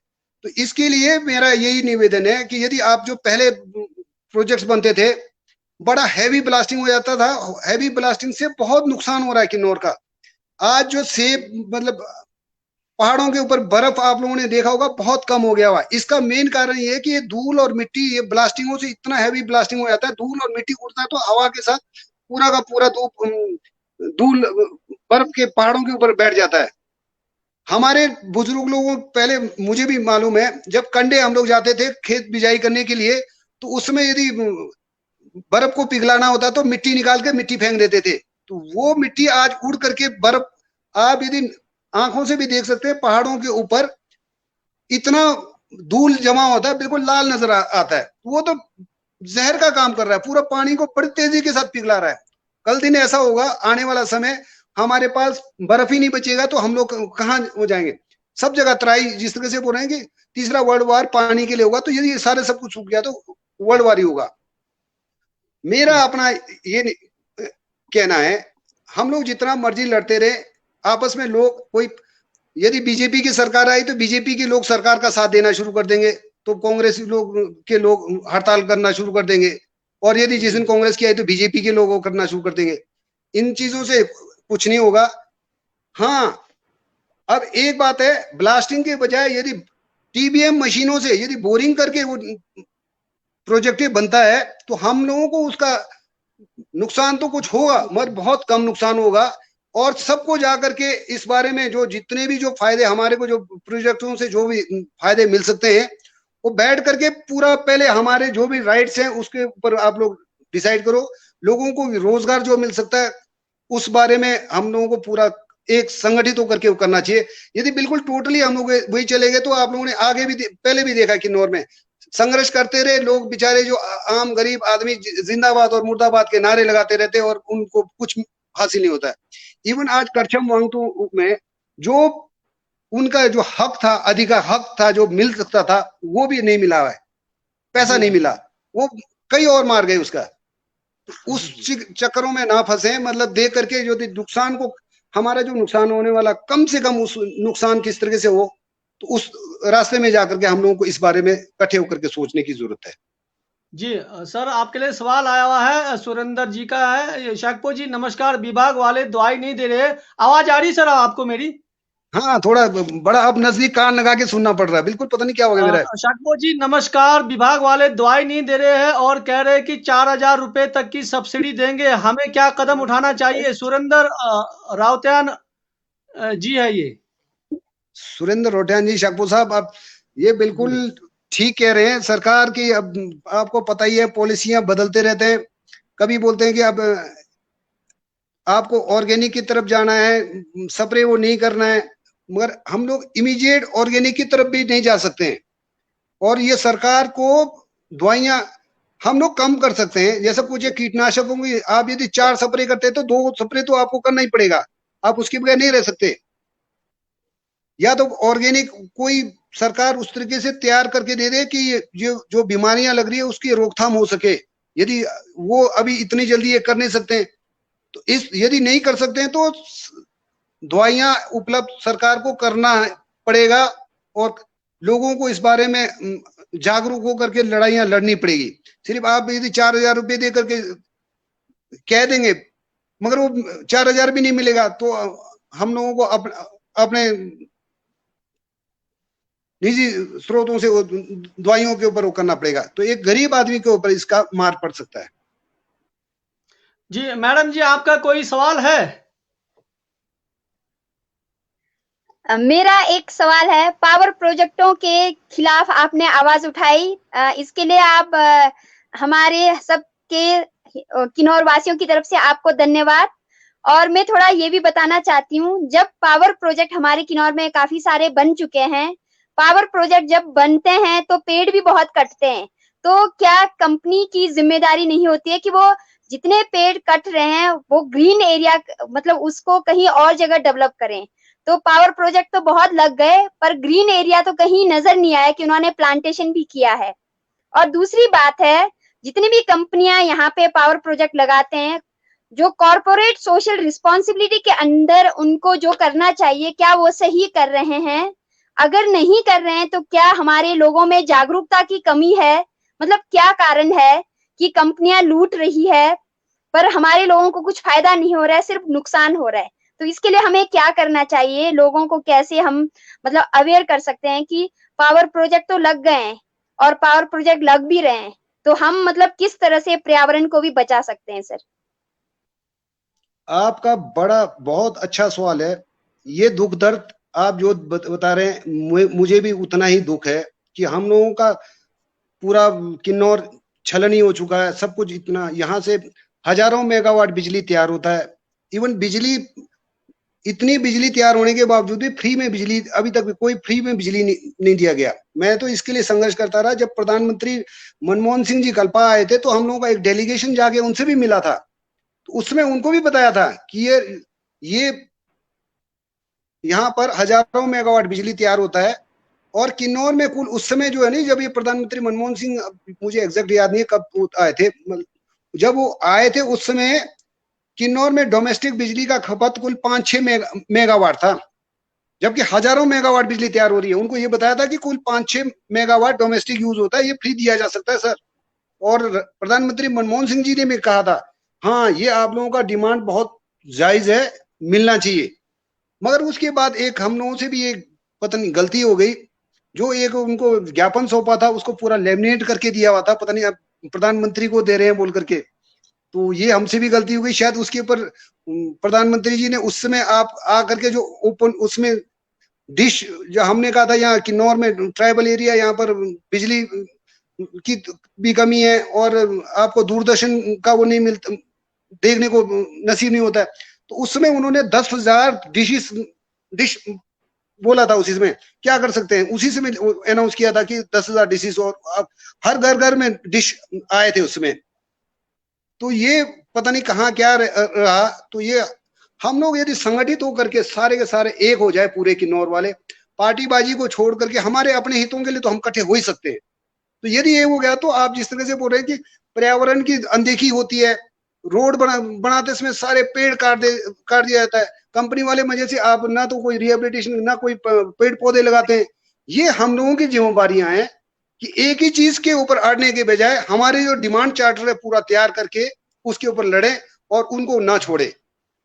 जी, आपके लिए सवाल आया है सर, अंतिम सवाल होगा ये कि मिट्टी वाली बारिश फूल पर पड़ी थी, इससे फूल पर क्या असर होगा? मिट्टी वाली बारिश हुई थी अभी कुछ दिन पहले, इस पर फूल पर क्या असर होगा सर?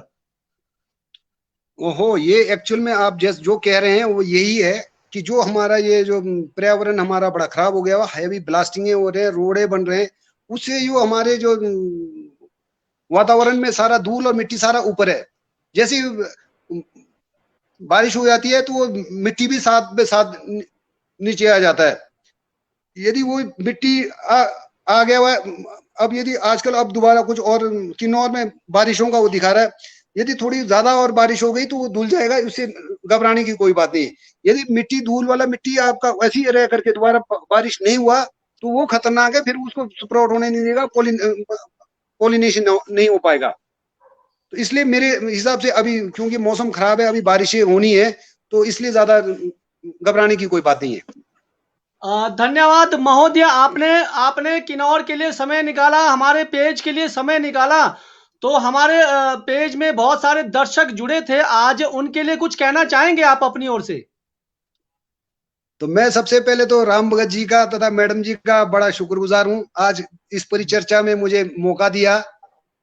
किन्नौर वासियों व और जो भी दर्शक हम जुड़े हुए हैं, इन सबको मैं दिल से नमस्कार करता हूं तथा यही कहना चाहूंगा कि आप बागवानी के क्षेत्र में पूरा तन मन धन के साथ अपना लगन के साथ कार्य करें।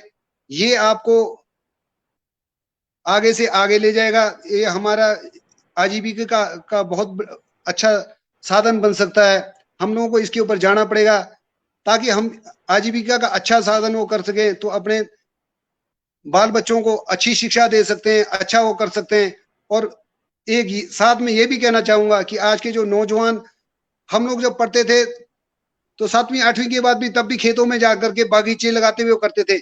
आज हमारे नौजवानों को हमारे लोगों ने ये रखा है कि जो बच्चे पढ़ रहे हैं उनको बिल्कुल इससे दूर रखा गया है। जब भी समय मिलता है उनको बागवानी की तरफ, कृषि की तरफ ला करके जोड़ें तथा उन्हें भी सिखाते रहे कि यार इस तरीके से पौधे को तौलिया बनाया जाता है, इस तरीके से वो किया जाता है। ज्यादा नहीं तो मैं यही कहना चाहता हूँ कि उनको आ करके बगीचे में घूमने भेजते रहे कि आप लोग बगीचे में घूमते रहिए। आप भी यदि बगीचे में जाएंगे घूमते हुए 3-4 चक्कर लगाएंगे तो आपको खुद ब खुद दिखना शुरू हो जाएगा कि यहाँ पर इसकी जरूरत है, यहाँ पर इसको पानी नहीं मिल रहा है, इसको यहाँ ये हो रहा है। कोई खुद भी घूमते रहे, जाते रहे बगीचे में, सब आपको दिखता रहेगा। आप किसी की गाइडेंस की आवश्यकता नहीं है, ये आप अपने एक्सपीरियंस से ही सब कुछ तैयार कर सकते हैं। जी, तो आप बताएंगे सर, हमारा ये जो किन्नौर का एमसीएन पेज है कैसा लगा आपको जुड़कर? ये बहुत अच्छा है। वो जब मैंने तो पहले देखा नहीं था, जब आपने बताया उसके बाद जब मैंने देखना शुरू किया मुझे बड़ी खुशी हुई। आपने सुष्मिता नेगी अपने खदरा की, जो रणजी ट्रॉफी खेल चुकी है महिलाओं की, ऐसे महान लोगों को आपने पेश किया है और कई उस तरीके से वो किया है। सुष्मिता नेगी को बहुत बहुत बधाई। ये मेरे क्लास फेलो हरीश नेगी जी, रिपा में हम साथ पढ़ते थे, उनकी पता लगा कि उनकी बेटी है। कितना अजब और गजब जुनून है। देखो आज जिस तरीके से आपके साथ वो इंटरव्यू में फेस कर रही थी, जो जुनून देखा मैंने उनके अंदर, उसी जुनून के बलबूते पे आज रणजी ट्रॉफी में पहुंची है। मैं ये कहना चाहता हूँ, आपने ये बहुत अच्छा चैनल जो शुरू किया हुआ है, इससे पूरे किन्नौर के लोगों को, पूरे हिमाचल के लोगों को उससे सीखने को मिल रहा है, देखने को मिल रहा है, इंस्पिरेशन मिल रही है। ये आप वाकई में, आपके जो एक कवि हैं, मैं आपका बड़ा भक्त भी हूँ। आप जो इतना मतलब अच्छी कविताएं वो आपने लिखी है, तो मैं इस चैनल के माध्यम से आपको बहुत बहुत बधाई देता हूं, तथा चाहता हूं कि जाते जाते एक अपनी कविता आप सुना जाएं।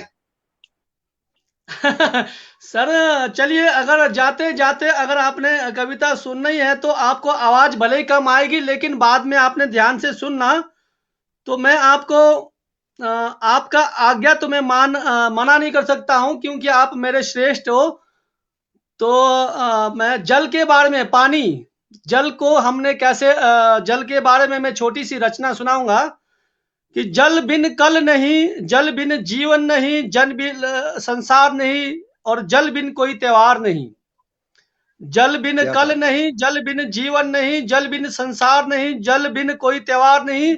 जल जीवन को सवारे, जल पेड़ पौधे को सवारे, जल अमूल्य है, जल की कीमत को जाने, जल अमूल्य है, जल की कीमत को जाने, और जल को रोजाना बचाएं।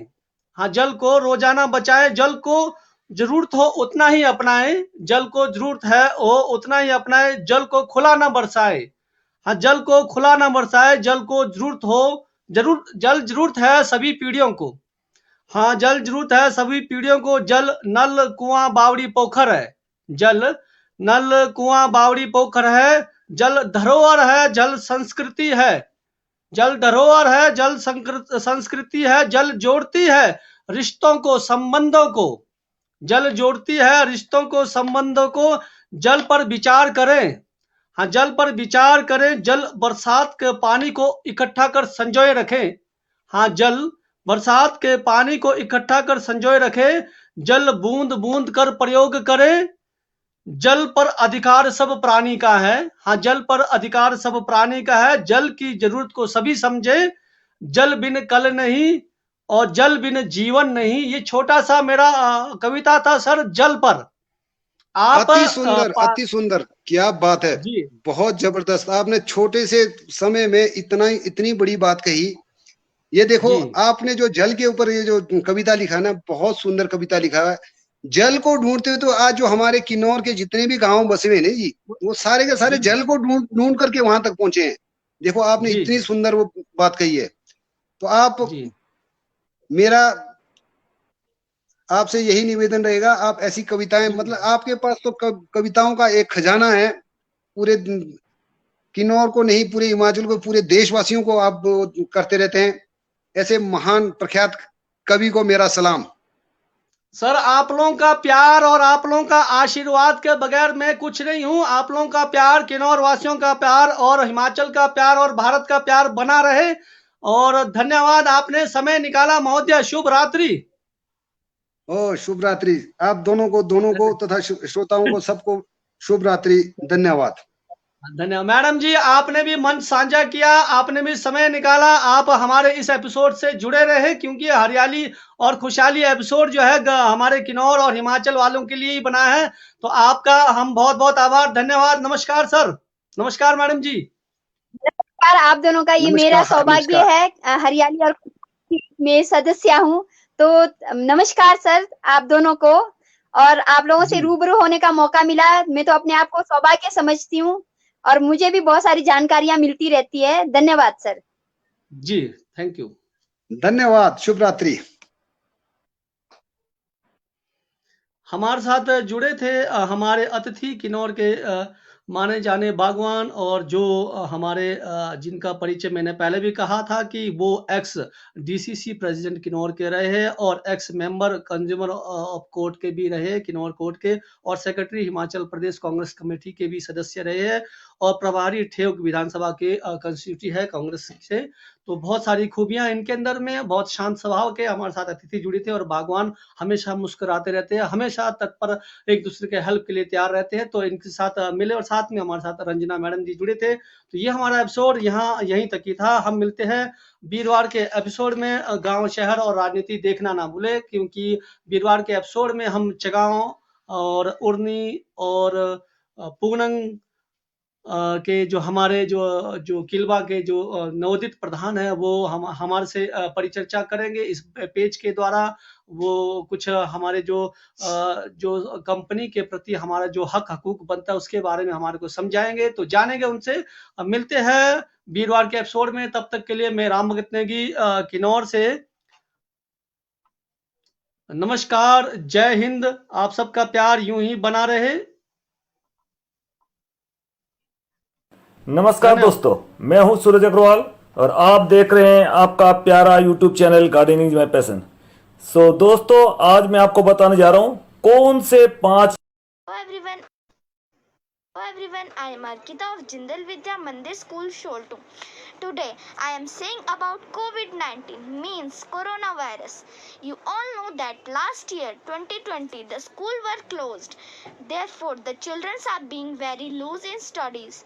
Day after yesterday I have seen 10 or 12 cars of tourists coming from Delhi and other places. The people coming from Delhi etc. places because they know that the virus is not at Kinnaur. I want to say that why the government is allowing to come the tourists in Himachal Pradesh. If the government will not allow them, then there is no COVID-19. So I request you, the government, please don't allow them to come Himachal Pradesh. This year 2021 schools are again closed from 29th March to 4th April. After that, now the holidays of the schools are increasing from 4th April to 15th April. At last, I want to say that use mask and sanitizer, alcohol based hand sanitizer, and wash your hands till 20 seconds. Make 1 meter distance from others. If you have any symptoms of COVID-19, please call the doctor. Stay home, stay safe. Thank you.